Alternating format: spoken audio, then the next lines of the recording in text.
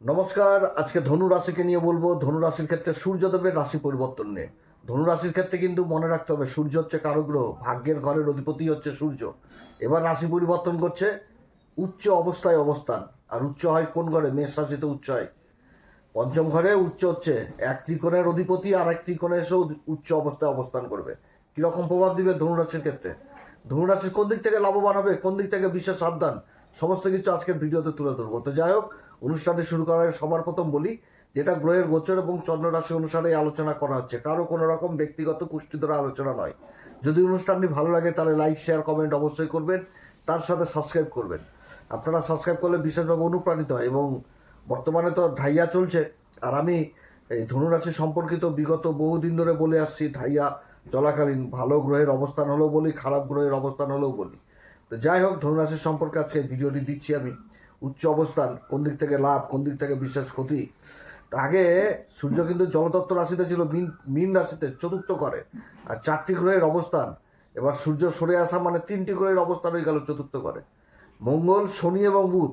আর সূর্য যে মুহূর্তে রাশি পরিবর্তন করছে সেই মুহূর্তে কিন্তু শুক্র আবার এই মেষ রাশিতে থাকছে, এবং নিজের মূল ত্রিকোণ রাশি তুলা রাশি, যেটা লাভের ঘর, এই ঘরে কিন্তু শুক্রের দৃষ্টি থাকছে। তবে সূর্যের যখনই পরিবর্তন হবে 11 তারিখে, সূর্যের পরিবর্তন তো 1 মাসের জন্য হয়, তো এই সময় শুক্রের সাথেও জুতি থাকছে। শুক্রের সাথে জুতি থাকছে, শুক্র আবার রাশি পরিবর্তন করবে মাঝখানে। তো সূর্যের সাথে শুক্রের জুতি থাকছে। শুক্রের এই 14 তারিখ থেকে 18 তারিখ পর্যন্ত জুতিটা থাকছে, তারপরে শুক্র আবার রাশি পরিবর্তন করে নিজের রাশি বিশ্ব রাশিতে চলে যাবে ষষ্ঠ ঘরে। তো যাই হোক, সূর্যদেবের এই যে অবস্থান, এই অবস্থানে কোন দিক থেকে ধনুরাশি লাভবান হবে? ধনুরাশি কোন দিক থেকে লাভবান হবে? ধনুরাশি বলতে গেলে খুবই ভালো একটা গ্রহদের অবস্থান, গ্রহদের যে মানচিত্র এই সময়কালে উঠে আসছে, সেটা কিন্তু সব দিক থেকে একটা ভালো জায়গায়। তবে সবার ক্ষেত্রে যে ভালো সেটাও না। অনেক ধনুরাশি জাতক জাতিকা রয়েছে যাদের জন্মকুষ্ঠিতে গ্রহের অবস্থান খারাপ রয়েছে। তাদের ক্ষেত্রে একটি কথা বলবো যে অবশ্যই ভালো জ্যোতিষীয় পরামর্শ নিতে হবে। কারণ গ্রহের যা অবস্থান, এতে যদি কেউ বলে যে খুব খারাপ অবস্থায় রয়েছে, তাহলে অবশ্যই কোনো ভালো জ্যোতিষীর সাপোর্টের প্রয়োজন। খুবই ভালো অবস্থানে এই মুহূর্তে ধনুরাশির চারিদিক থেকে গ্রহদের অবস্থান, নক্ষত্রগত অবস্থান খুবই ভালো অবস্থান। কারণ দেবগুরু বৃহস্পতি সপ্তম ঘরে অবস্থান করছে মিথুন রাশিতে। তো সূর্যের এই যে উচ্চ অবস্থান, উচ্চ অবস্থায় সূর্যের উচ্চ দৃষ্টি যে লাভের ঘর, ওই তুলা রাশিতে যে পড়বে। তো তুলা রাশিতে লাভের ঘর, এই ঘরে আবার দেবগুরু বৃহস্পতির শুভ পঞ্চম দৃষ্টি পড়বে, এবং রাশির উপর দেবগুরু বৃহস্পতি দৃষ্টি থাকছে। সেরকম তৃতীয় ঘর, যেটা হচ্ছে কুম্ভ রাশি, এই ঘরে দৃষ্টি থাকছে, এবং কুম্ভ রাশিতে আবার রাহু অবস্থান করছে, রাহুর উপর দৃষ্টি থাকছে।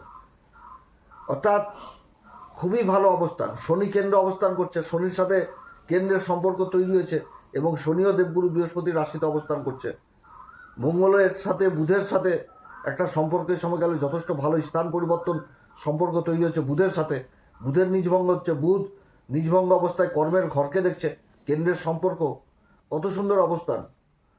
দেবগুরু বৃহস্পতি নিজের নক্ষত্রে অবস্থান করছে, পুনর্বসু নক্ষত্রে। শনি অবস্থান করছে নিজের নক্ষত্র উত্তরা ভাদ্রপদে। এবার এই অবস্থাতে সূর্য উচ্চ হয়ে যাচ্ছে। সূর্য উচ্চ হয়ে যাওয়া মানে চারিদিক থেকে একটা উন্নতি, জয় জয়কার। এবং এই যে অবস্থান, সূর্যের এই যে উচ্চ অবস্থান, এটা যদি কারোর জন্মকুষ্ঠিতে থাকে এই অবস্থান, অ্যাডভান্স বলে দিচ্ছি যে জন্মকুষ্ঠিতে এই অবস্থান মানে একটা অদ্ভুত বিদ্যমান হবে, জ্ঞানী হবে, তেজস্বী হবে, নিজের অদ্ভুত প্রতিভার জন্য প্রসিদ্ধি লাভ করবে সমাজে, নিজের জ্ঞান, নিজের প্রতিভার দ্বারা সেরকম দেশ বিদেশে খ্যাতি অর্জন করবে যাদের সূর্যের এরকম অবস্থান রয়েছে জন্মকুষ্ঠিতে। এটা মিলিয়ে দেখবেন, এটা মানে প্রকৃতি এরকমভাবে এদেরকে তৈরি করে পাঠায় সমাজে, এরকম যে মান সম্মান, পদ প্রতিষ্ঠা, সমস্ত কিছু। বিবেকবান হবে, ধর্মীয়বান হবে, ধর্মের পথে চলবে, ন্যায্য পথে চলবে, অন্যায়কে বরদাস্ত করবে না, উচ্চ জায়গায় আসীন হবে মান সম্মান পদ প্রতিষ্ঠার দিক থেকে। নিজের জ্ঞানের দ্বারা সমাজে প্রতিভা লাভ করবে, চারিদিক থেকে একটা উন্নতির যোগ যদি কারোর জন্মকুষ্ঠিতে সূর্যের এইরকম অবস্থান থাকে। খুবই ভালো অবস্থান। যার জন্য তো বলছি যে গোচরে এত সুন্দর অবস্থান, এবং গ্রহদের যা অবস্থান, তার নক্ষত্রগত যে অবস্থান এখন বর্তমানে ধনুরাশি চলছে, মানে চারিদিক থেকে একটা জয় জয়কার।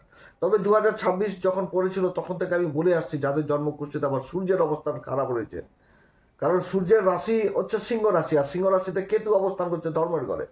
তো কেতুও যথেষ্ট ভালো ফল দেবে, কিন্তু রাহু তো থেকে যাচ্ছে আবার সে তৃতীয় ঘরে।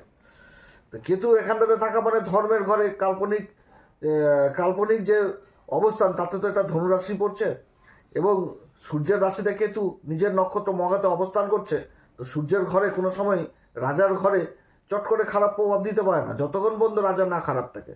এখন তাহলে কারো জন্মকুষ্ঠিতে সূর্যের গ্রহণ যোগে পড়ে রয়েছে, সূর্য পাপ করতে কি যোগের যোগে পড়েছে, তাহলে কি হবে, সেই জায়গাতে অসুবিধা হবে। যার জন্য আমি 2026-এর শুরুতেই বলেছি যে বাড়িতে সূর্য যন্ত্র স্থাপন করতে এবং তার সাথে রাহুকে ঠিক করার জন্য সরস্বতী যন্ত্র স্থাপন করতে।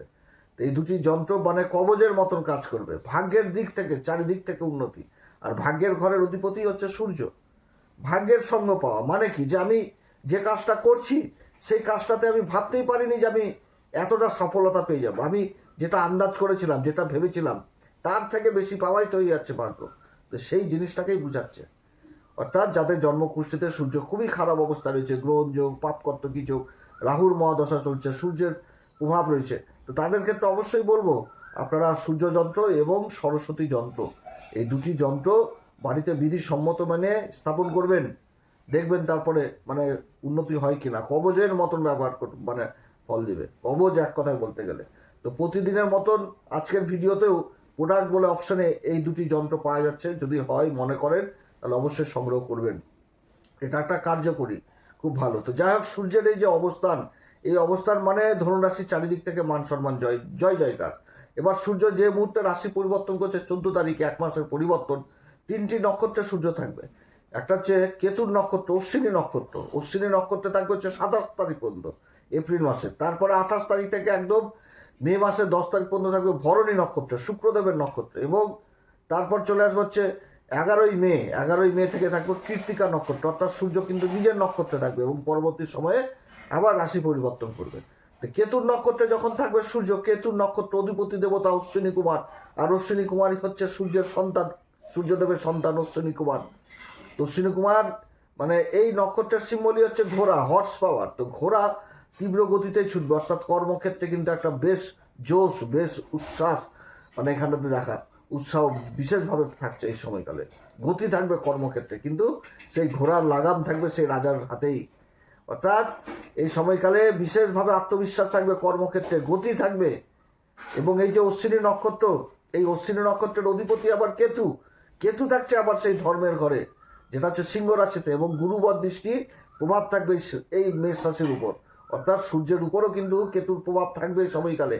আর কেতু অবস্থান করছে সেই মঘা নক্ষত্রে। মঘা নক্ষত্রের সিম্বল হচ্ছে কি, মঘা নক্ষত্রের সিম্বল হচ্ছে সিংহাসন এবং কাস্তে। অনেক কিছু বুঝাচ্ছে এই সময়কালে। শিক্ষার জায়গাটা বুঝাচ্ছে, কর্মের জায়গাটা বুঝাচ্ছে, বড় পদ, বড় প্রমোশন, এইগুলো কিন্তু বুঝাচ্ছে। যারা সরকারি বেসরকারি কর্মচারী তাদের আকস্মিক পরিবর্তন এবং সেই পরিবর্তনে বেতন বৃদ্ধি, এই সমস্ত, কিংবা প্রমোশন, কিংবা সরকারের দিক থেকে থেমে থাকা কোনো কাজ আকস্মিকভাবে হয়ে যাওয়া, সেটাও কিন্তু বুঝাচ্ছে। এবং তার সাথে বুঝাচ্ছে উচ্চ শিক্ষা, শিক্ষার জায়গা দুর্দান্ত। ধনুরাশির সন্তানদের মানে মানে সন্তানদের কর্মে পিতার মুখ উজ্জ্বল এই সময়কালে হওয়ার প্রবল সম্ভাবনা থাকছে এই সময়কালে।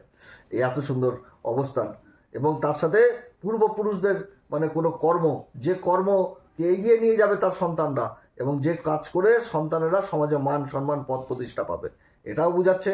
এবং দীর্ঘকালীন কাজে যেখানটাতে সফলতা পাচ্ছিল না সেইখানটাতে সফলতা পেয়ে যাওয়া, সেটাও কিন্তু বুঝাচ্ছে এই সময়কালে।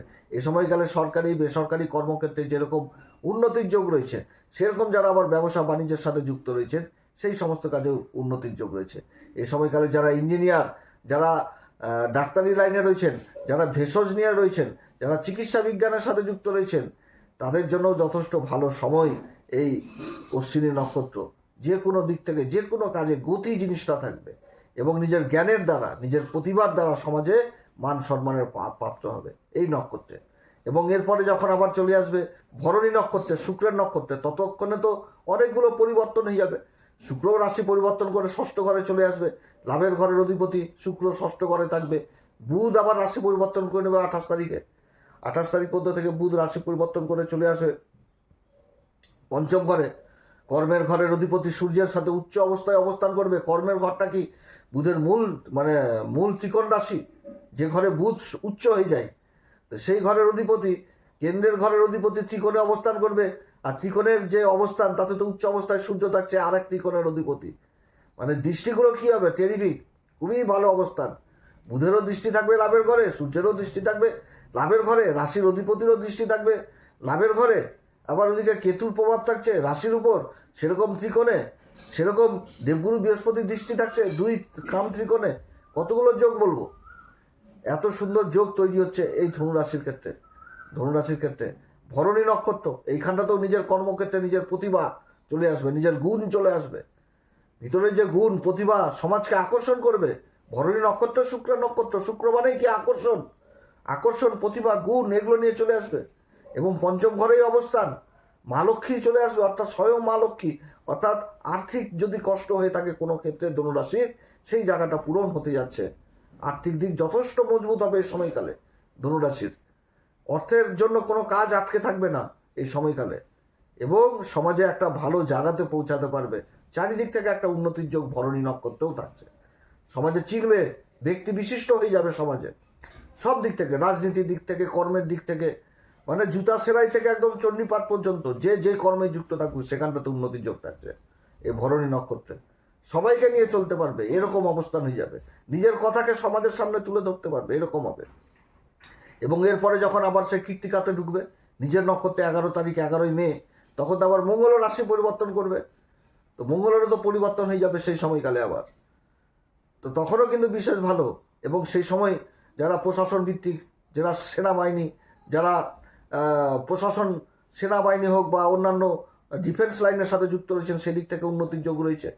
কর্মক্ষেত্রে যোগ রয়েছে, ইঞ্জিনিয়ার লাইনে যারা যুক্ত রয়েছেন, খেলাধুলার সাথে যারা যুক্ত রয়েছেন, বিভিন্ন দিক থেকে স্পোর্টসের সাথে যারা যুক্ত রয়েছেন, মান সম্মান পদ প্রতিষ্ঠা এই সময়কালেও হবে। এই সময়কালে সরকারি কর্মক্ষেত্রে গতি জিনিসটা চলে আসবে। ভালো সময় এক কথায় বলতে গেলে ধনুরাশির গ্রহের যা অবস্থান সমস্ত দিক থেকে ভালো। তবে শুধু তো ভালো ভালো বলে গেলাম, খারাপও প্রভাব থাকছে। যেমন কেতুর নক্ষত্রে থাকবে তখন ইগো যথেষ্ট বৃদ্ধি পাবে, ক্রোধ, জেদ এগুলো কিন্তু যথেষ্ট বৃদ্ধি পাবে। থামতে চাইবে না, মনে হবে যে এগিয়ে যাই, সব কিছু হাতের মুঠায় পাওয়ার চেষ্টা করবে। মান সম্মানের খিদা বাড়বে প্রচণ্ড, সবার সাথে একটা ইগোর ব্যাপার চলে আসবে। এই জিনিসটাও থাকছে এই কেতুর নক্ষত্র, অতএব এদিক থেকে দূরে।